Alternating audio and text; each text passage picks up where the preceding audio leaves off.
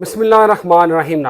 नाज़रीन, इमरान खान के हवाले से एक खुफिया रिपोर्ट ने खलबली मचा दी है। इमरान खान इस वक्त कितने मकबूल हैं, एक अमरीकी रिपोर्ट आई है, उसके हवाले से हम बात करेंगे।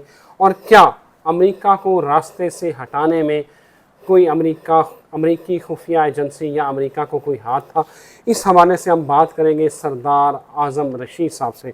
सरदार आज़म रशीद साहब को बहुत अच्छी तरह से आप लोग जानते हैं, पॉलिटिकल एनालिस्ट हैं, दानश्वर हैं, मारूफ बिजनेसमैन हैं और इंटरनेशनल थिंक टैंक्स जो हैं बहुत सारे, उनका ये हिस्सा हैं। इसके साथ साथ सरदार आज़म रशीद साहब जो पूरी दुनिया में जो एक वर्ल्ड पॉलिटिक्स है उसके ऊपर इनकी गहरी नज़र है। अमेरिका और बरतानिया का जो सिस्टम है और वो किस तरह पूरी दुनिया को कंट्रोल करते हैं, सरदार साहब से ज़्यादा मेरा ख्याल है इस मामले को कोई नहीं समझता। बहुत शुक्रिया सरदार साहब आपके वक्त जी, थैंक यू वेरी मच। सरदार साहब, सबसे अहम सवाल,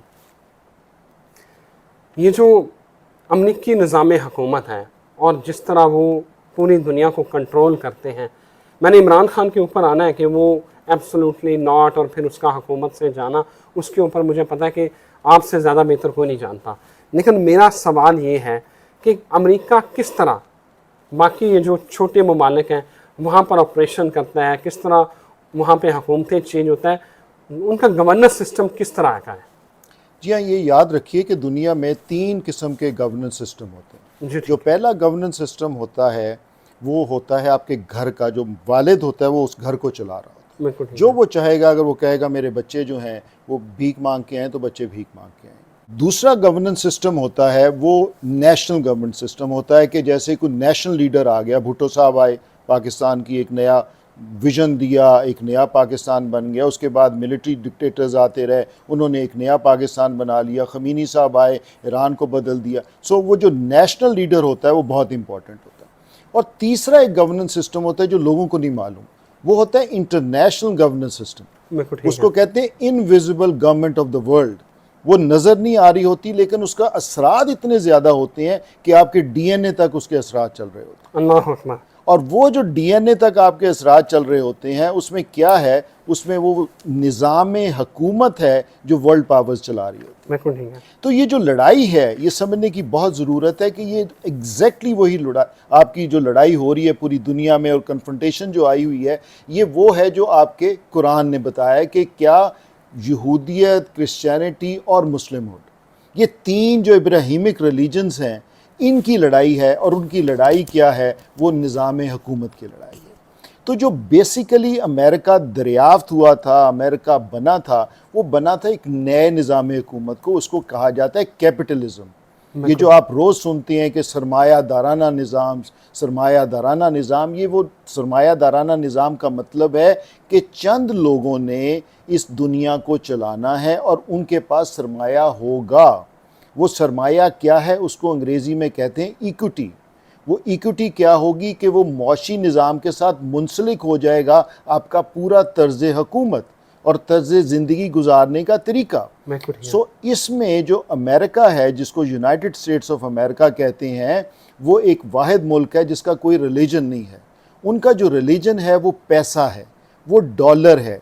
और उसके साथ साथ कहते चलें कि उसमें इंसान की कदर नहीं है, उसमें सरदार आज़म मैटर नहीं करता।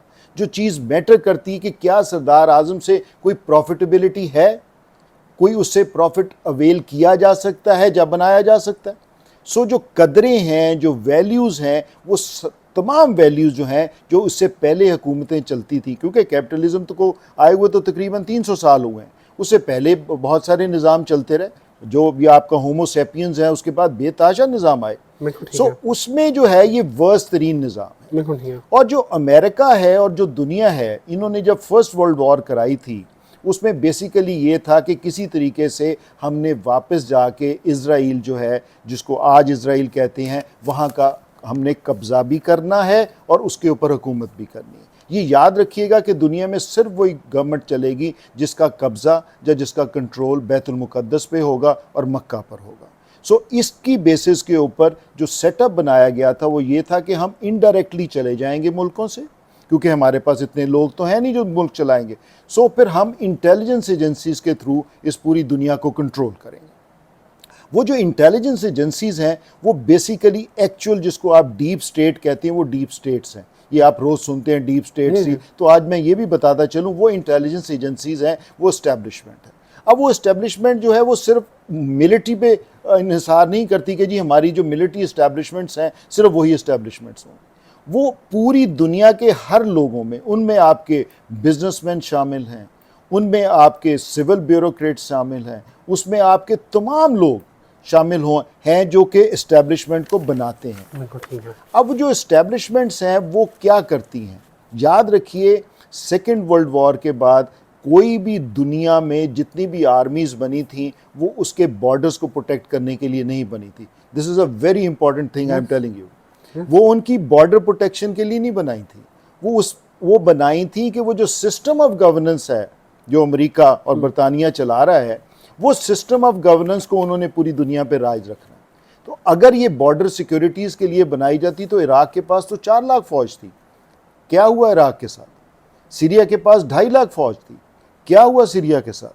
لیبیا کے پاس 3.5 لاکھ فوج تھی. کیا ہوا لیبیا کے ساتھ؟ So it is not meant for the border securities. This فوج is meant and the system of the governance is only and only meant for one thing کہ آپ نے کیپٹلزم اور امریکہ کا جو سسٹم آف گورننس ہے وہ کیسے پروٹیکٹ کرنا ہے پوری دنیا میں. تو اگر آپ پاکستان میں آ جاؤ تو پاکستان میں آپ دیکھیں گے کہ پاکستان کے جو کور ایشوز ہیں اس کو کبھی بھی کوئی حکومت ایڈریس نہیں کرے گی. ہم تو ابھی تک یہاں تک نہیں پہنچے کہ ہم نے اپنے جو ہیں سالڈ ویسٹ کی جو مینجمنٹ ہے ہم نے صفائیاں کیسے کرنی. ٹھیک ہے, تو یہ جو سسٹم ہے, یہ جو اسٹیٹ آپ کی کہتی ہیں, یہ ہمیشہ وہاں کنفرنٹ کرتی ہے جب یہ دیکھتی ہے کہ کوئی ایسا آدمی تو نہیں پیدا ہو گیا جو ان کے سسٹم کو ہلا دے. بالکل ٹھیک ہو گیا. سردار صاحب بڑی اہم بات آپ نے کی, اور میرا خیال ہے میرے جیسے جو ایک طالب علم ہے میڈیا میں پچھلے 1 دہائی سے زیادہ عرصہ ہو گیا کام کرتے ہوئے, میرے لیے یہ بہت اچھی انفارمیشن تھی. اب میں اس کو لنک کرتا ہوں عمران خان کے ساتھ. آپ کو لگتا ہے کہ عمران خان کو ہٹانے میں امریکہ کا ہاتھ ہے, امریکہ کے مفادات کو ٹھیس پہنچ رہی تھی؟ ایگزیکٹلی. اس میں آپ ہمیشہ دیکھیں گے جب بھی آپ کی ملٹری اسٹیبلشمنٹ کے ساتھ کسی بھی پولیٹیکل جو گورنمنٹ ہوتی ہے اس کی کنفرنٹیشن چلتی ہے تو اس میں امریکہ کا نام ضرور آتا ہے. ایسے ہی ہے, بالکل. چاہے آپ بھٹو صاحب کی بات کر لیں, چاہے آپ کسی اور کی بات کر لیں. سو یہ کیوں آتا ہے؟ اس کی کوئی وجہ ہی ہوگی آتا ہے. سو اس کی جو مین وجہ یہ ہے کہ جو آپ کی میگا پالیسی ہے پاکستان, یہ بھی آج آپ کو بتاتے چلیں کہ پاکستان جو ہے وہ ایک highly controlled state of the world ہے جس میں 5 ملک آتے ہیں, جس میں پاکستان ایک واحد ملک ہے جس میں سب سے بڑے ہیڈ کوارٹرز امریکہ اور برطانیہ کے یہاں موجود ہیں. تو یہ جو آپ کی سب ڈویژن اور کریشن آف پاکستان ہوئی تھی اس کے پیچھے قدرت تو تھی, لیکن اس میں جو میجر جو دنیاوی قوتیں تھیں ان کا مقصد یہ نہیں تھا کہ ایک ویلفیئر اسٹیٹ ڈیولپ کریں, ایک مسلم اسٹیٹ ڈیولپ کریں, نتھنگ آف دیٹ سارٹ. ان کا مقصد یہ تھا کہ یہاں ہیڈ کوارٹرز بناتے ہوئے آپ نے اس پورے ریجن کو کنٹرول کرنا ہے. So from Pakistan they control Iran, from Pakistan they control Russia, from Pakistan they control China, from Pakistan they control India. So it is the only place in the world جہاں یہ بیٹھے پوری دنیا کو کنٹرول کر رہے ہیں. اور یہ بھی آج آپ کو بتاتے چلیں کہ Pakistan 3rd most important country of the world ہے. وہ اس وجہ سے ہے کہ بیکاز آف, وہ کہتے ہیں نا وکٹمز آف جیوگرافی, کہ جی آپ کی لوکیشن ایسی ہے, آپ اس جگہ پر موجود ہیں جس کے بغیر پوری دنیا نہیں چلتی. تو پاکستان اس جگہ پہ موجود ہے جس کو آپ کہتے ہیں کہ corridor of Afghanistan and corridor of prosperity. تو اس کو سمجھنا بہت امپورٹنٹ ہے کہ ہمارے ہر چیز میں آپ کے سسٹم میں جو سب سے بڑا کلیدی کردار ہے, جو میگا پالیسی بنائی جاتی ہے, جو اوورال آپ کا روڈ میپ بنایا جاتا ہے, اس میں امریکہ کا میجر شیئر ہوتا ہے. انفیکٹ آئی وڈ سے کہ انہی کی مرضی سے بنایا جاتا ہے. تو یہ صرف پپٹ گورنمنٹس ہیں, جب پپٹ ملک ہے جو ان کے لیے کام کرتا ہے. تو عمران خان کے ساتھ آتے ہوئے یہ ڈیسائیڈ ہو چکا تھا, آپ کو یہ بھی بتاتے چلیں کہ پہلے سے ڈیسائیڈ ہو چکا تھا کہ جتنی بھی پولیٹیکل گورنمنٹس ہیں ان کو ختم کرتے ہوئے ایک ٹیکنوکریٹ سیٹ اپ کی گورنمنٹ ہم نے لانی ہے, تاکہ جو وہ آنے والے جو دور ہے جس میں انہوں نے انڈیا کو بہت مضبوط کر دینا ہے, اور انڈیا کی تھرو پاکستان جو ہے وہ کنفرنٹیشن انہوں نے شروع کرنی ہے with China. So containment of China کی جو پالیسی بنی تھی اس میں جو میجر پلیئرز تھے وہ پاکستان تھا. اب اس پاکستان کے لیے جو اس وقت ڈیسائیڈ ہوا تھا کہ عمران خان کو لایا جائے, وہ عمران خان کو کیوں لایا جائے, اس کی وجہ آج آپ کو بتا دیں. عمران خان کو اس وجہ سے پروموٹ کیا گیا تھا کہ یہ جو دونوں پرانی پارٹیز ہیں ان کو ختم کیا جائے, ان کی پاپولیرٹی کو زیرو کیا جائے. سو عمران خان کو لایا گیا. عمران خان نے ان دونوں پولیٹیکل پارٹیز کو تقریباً, جو میرے نزدیک, جو میں یہ سمجھتا ہوں, جو میری رائے ہے, جو میرا سروے ہے, کو تقریباً 87% کے قریب اس کا ووٹ بینک ڈیولپ ہو چکا ہے. سو اس نے ان کی جو میجر اسٹرینتھ تھی اس کو بری طرح بریک کیا. اب انہوں نے اسٹیبلشمنٹ کور نے یہ اب دیکھا کہ جب عمران خان اس لیول پہ ہے کہ اب اس کی پاپولیرٹی بھی ختم ہو رہی ہے تو اس کو ریموو کر دیا. اب یہ ایک میریکل ہے کہ اس کی ریموول کے بعد آج تک وہ سوچتے ہیں کہ یہ ہوا کیا. It has never happened. تو ان کی جو فیزیبلٹیز ہیں, ان کی جو تھنکنگ تھی, جو ان کا جو روڈ میپ تھا, اس تمام کا روڈ میپ جو تھا وہ آپ سمجھ لیں کہ ریورس ہو گیا. اب اس کی ریورسل میں یہ عمران خان کے علاوہ بھی ان کو کوئی سوٹ نہیں کرتا. یہ بھی آج کو بتا دیں. اچھا, بالکل صحیح ہے. میرا اس سے سوال ہی جڑا ہوا ہے اسی آپ کی بات سے کہ اب آپ کو عمران خان کا مستقبل کیا نظر آ رہا ہے, کیونکہ میں جب باہر لوگوں کو دیکھتا ہوں تو عمران خان کا ایک ہیوج ووٹ بینک ہے, لوگ اسے تو اب دیوتا ماننا شروع ہو گئے ہیں. آپ کو اس کی سیاست کس طرف جاتی نظر آ رہی ہے؟ دیکھیں, یہ ایک نیا جسے کہتے ہیں کہ دور, میں لوگ تو کہتے ہیں نا بہت پرابلم والا دور ہے, میں یہ کہتا ہوں کہ اٹس اے نیو پاکستان والی بات شروع ہو گئی. دس از دا فرسٹ ٹائم کہ جتنی کیلکولیشنز تھیں جو کہ ہماری کور اسٹیبلشمنٹ نے کی کہ اس ملک کو کیسے اگلے 20 سالوں تک چلانا ہے, وہ تمام کی تمام کیلکولیشنز جو ہیں وہ زیرو پر آ گئی ہیں.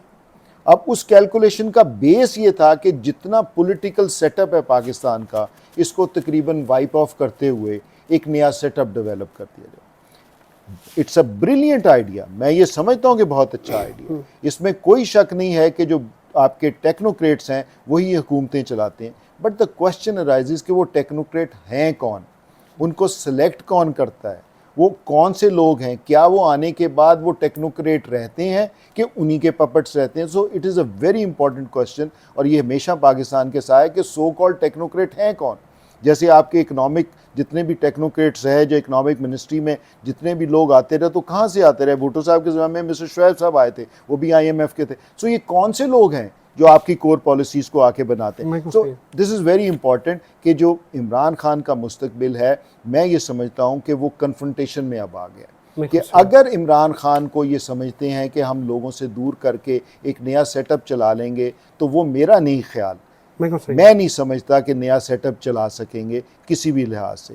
دوسری جو پرابلم ہے, جو یہ سمجھنے کی, اور تمہارے پروگرام سے یہ میں سمجھتا ہوں دینا بہت امپورٹنٹ کویسچن ہے, کہ جو آپ کے ریجنل حالات ہیں اس کے نزدیک آپ کے لیے یہاں ایک سٹرونگ پولیٹیکل گورنمنٹ کا ہونا نہایت ضروری ہے. کیونکہ جو انڈیا کی پاور ہے, جو انڈیا کے لیے فیورٹزم ہے دنیا کا, آپ یہ سمجھتے ہیں کہ انڈیا کی ڈیولپمنٹ مودی کے ویژن سے ہو رہی ہے؟ Modi is nobody, it is only the American superpower جس نے یہ اس وقت ڈیسائیڈ کر لیا تھا کہ خدا نہ خواستہ ہم نے پاکستان کو ڈس انٹیگریٹ کر دینا ہے, اور ہم نے انڈیا کو ایک سپر پاور بناتے ہوئے کنٹینمنٹ آف چائنا کے لیے لے کے آنا. سو 10 سالوں میں ان کا DNA چینج ہو گیا, 10 سالوں میں ان کے پاس ٹیکنالوجی چینج ہو گئی, اور 10 سالوں میں ہم سب سے برے لوگ ہو گئے. It is not like that. Pakistani قوم میں ان سے 10 کیا 100 گنا زیادہ پوٹینشیل ہے. میں ان کے ساتھ کام کرتا رہا ہوں, میں جانتا ہوں کہ انڈینز کیا چیز ہیں, میں جانتا ہوں ہمارے وہاں آنا جانا ہے. ظاہر ہے اسٹیٹ آف نابا کی ہم سب سے بڑی فیملی, سو آئی نو کہ کیا ہے ایگزیکٹلی. میں آپ کو بتاتا ہوں کہ کوئی رول نہیں ہے دنیا میں کسی بھی ملک کو چلانے کا, اور اس کے سامنے آپ کی بالکل زندہ مثال ہے, and that is the rise of India in the world. بالکل صحیح. تھینک یو ویری مچ سردار صاحب. آپ نے سردار صاحب کی بات سنی, وہ انہوں نے جس طرح الیبوریٹ کیا ہے کہ امریکہ کس طرح اس نے عمران خان کو پہلے مورا بنایا اور پھر اس کو راستے سے ہٹایا, اور آگے کیا ہونے جا رہا ہے. اس ویڈیو میں اتنا ہی. اگلی ویڈیو میں عمران خان کے حوالے سے سردار صاحب سے پوچھوں گا کہ کتنے % چانسز ہیں کہ وہ وزیر اعظم بن سکیں گے یا نہیں بنیں گے, اور نواز شریف کی واپسی جو ہے اس کے اوپر بھی سوالیہ نشان بن چکا ہے. یہ باتیں پوچھیں گے اگلی ویڈیو میں سردار صاحب سے. مجھے اجازت دیجیے. اللہ حافظ.